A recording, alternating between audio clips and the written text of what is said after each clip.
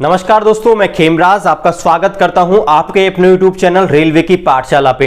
दोस्तों आज के इस वीडियो में हम बात करेंगे कि रेलवे ग्रुप डी एग्जाम 2019 है, उसके एग्जाम डेट कब तक आ सकती है, उसका जो नोटिस है एग्जाम का वो कब तक शेड्यूल है, कब तक जारी हो सकता है और कब से ये जो एग्जामिनेशन है वो शुरू हो सकती है। क्योंकि फिलहाल एनटीपीसी एग्जाम चल रही है तो मैं कुछ डेटा के साथ आपको ये चीजें बताने की कोशिश करूंगा कि एनटीपीसी की एग्जामिनेशन कब तक खत्म हो सकती है और फिर उसके बाद जो ग्रुप डी की एग्जामिनेशन है कब तक शुरू हो सकती है।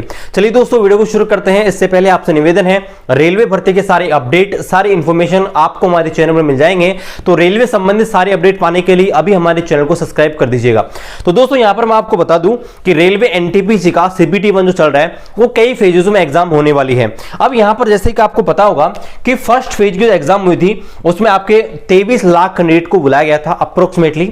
उसके बाद में सेकंड फेज की एग्जामिनेशन यहां पर आई और सेकंड फेज के एग्जाम में यहां पर 27 लाख कैंडिडेट को यहां पर बुलाया गया। उसके बाद में थर्ड फेज बुलाया गया। थर्ड फेज में यहां पर 28 लाख कैंडिडेट, 28 लाख स्टूडेंट को यहां पर एग्जाम के लिए बुलाया गया। उसके बाद यहां पर फोर्थ फेज से एग्जाम हुआ, उसमें 15 लाख स्टूडेंट को बुलाया गया और इसके बाद में जो आपका फोर्थ फेज था उसमें बाद में कई डेटें भी ऐड की गई थी, 2 या 3 दिन बाद में ऐड किए गए थे। उसके बाद यहां पर फिफ्थ फेज का एग्जाम आता है और फिफ्थ फेज में गाइस यहां पर 19 लाख कैंडिडेट हैं जिनकी एग्जामिनेशन यहां पर करवा ली गई है आपकी जो मार्च, एंड ऑफ मार्च है वहां तक।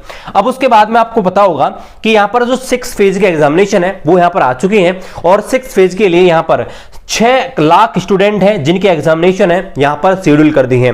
यानी कि इस प्रकार से अब तक जो सिक्स फेज आए हैं उनमें गाइस अप्रोक्स 1 करोड़ और 18 लाख कैंडिडेट हैं जिनकी एग्जामिनेशन हो चुकी है। अगर यहां पर मैं आपको बताऊं तो यहां पर कई स्टेट हैं जहां पर इलेक्शन की वजह से भी एग्जाम को पोस्टपोन किया गया है और कई स्टेट हैं जहां पर लॉकडाउन के कारण भी आपको पता होगा नोटिस डाल के भी यहां पर अवगत कराया गया था कि यहां पर कुछ स्टेट है जहां पर जाने के लिए, हालांकि वहां पर एग्जाम कैंसिल नहीं किया गया था लेकिन कुछ बाध्यताएं रख दी थी। अब यहां पर देखिए एक चीज और आपको ध्यान रखना है, रेलवे ने एक हेल्प डेस्क का ऑप्शन भी दिया था।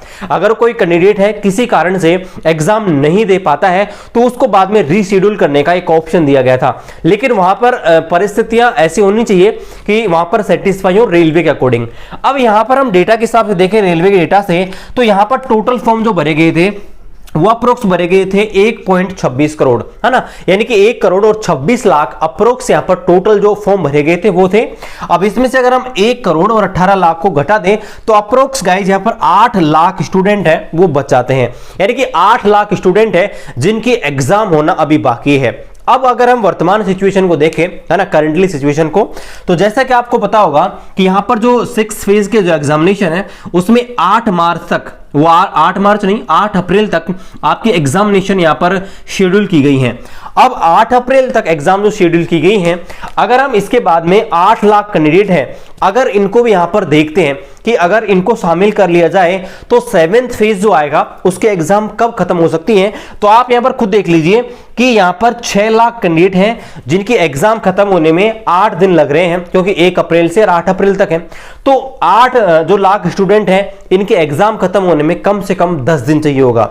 इसका मतलब यह है कि अगर मैं 10 दिन इसमें जोड़ देता हूं तो आप ये मान के चलिए कि अप्रोक्स, है ना, 18 अप्रैल, मैं इसको 20 अप्रैल मान लेता हूं कि आपके 20 अप्रैल तक आपकी जो एग्जामिनेशन है वो आपकी हो जाएंगे। अब यहां पर देखिए, अब यहां पर आप एक चीज नोट कर सकते हो वो ये कि यहां पर जो ऐसे स्टूडेंट हैं जिनकी एग्जाम छूट गई थी या जिनको रेलवे ने आपके रेलवे ने जो हेल्प डेस्क के माध्यम से, मान लीजिए 1 लाख स्टूडेंट हैं, 2 लाख स्टूडेंट हैं, तो उनको भी आप ऐड करके मान सकते हो। तो 20 से 22 अप्रैल तक आपके एग्जामिनेशन है पूरी तरह खत्म हो जाएंगी। ठीक है, अब देखिए 20-22 अप्रैल तक आपके एग्जामिनेशन मैक्सिमम खत्म हो जाएंगी। अब इसके बाद आप देखिए रेलवे ना ब्रेक लेता है, अप्रोक्स 10 या 15 दिन का ब्रेक चाहिए रेलवे को नई चीज सेटअप करने के लिए, है ना। तो आप इस हिसाब से लगा सकते हो कि एग्जामिनेशन जो आपकी जा रही है वो आपके मई के फर्स्ट वीक में जा रही है। यानी कि जो मैंने आपको जानकारी बताई है इस हिसाब से ये जो परिस्थितियां हैं इस हिसाब से आपकी जो एग्जामिनेशन है वो गाइस आपके जो मई है, मई के फर्स्ट वीक में जा रही हैं और मई के फर्स्ट वीक में आपके एग्जामिनेशन शुरू हो सकती है। अब यहां पर बहुत सारी चीजें हैं, आपको पता होगा जैसे महाराष्ट्र के अंदर लॉकडाउन है और भी स्टेट हैं जिनके अंदर भी यहां पर लॉकडाउन की बात की जा रही है। तो हो सकता है कि जो आपकी मैंने जो डेट बताई है वो थोड़ी बहुत वेरी कर जाए, लेकिन फिलहाल आप ये मान सकते हो आपके पास गाइज पूरा अप्रैल का महीना है अप्रोक्स, और आप पूरे अप्रैल के महीने में अपनी जो तैयारी है उसको और बेहतर कर सकते हो। तो आपको बस यही करना है, मैक्सिमम प्रीवियस जो क्वेश्चंस हैं उनको करते रहिए, और जल्दी ही मैं आपसे कनेक्ट करने के लिए बहुत जल्दी कुछ न कुछ करूंगा। स्पेशली साइंस से न्यूमेरिकल की सीरीज में लेके आ रहा हूं, और मैं एक ऑप्शन भी आपको दूंगा जिसकी मदद से आप मेरे को साइंस में अगर न्यूमेरिकल में आपको कोई प्रॉब्लम है तो वो मेरे को भेज सकते हैं। जल्दी ही मैं कुछ न कुछ एक कनेक्टिव के माध्यम से आपके सामने लेके आऊंगा, जिससे आप मेरे को वो मैसेज भेज पाएं, और फिर वो जो क्वेश्चन हैं जिनको मैं आपके सामने क्वेश्चन करवा पाऊं। ठीक है, तो स्टे ट्यून कीजिएगा उन सब के लिए। और रेलवे भर्ती के सारे अपडेट्स हैं आपको टाइम से टाइम हमारे चैनल में मिल जाएंगे। कोई भी अगर डाउट है आपका रेलवे भर्ती संबंधित, आप मेरे को कमेंट कर दीजिएगा, मैं रिप्लाई देने की पूरी कोशिश करूंगा। मिलते हैं गाइस आपसे अगली वीडियो में, तब तक जय हिंद, वंदे मातरम।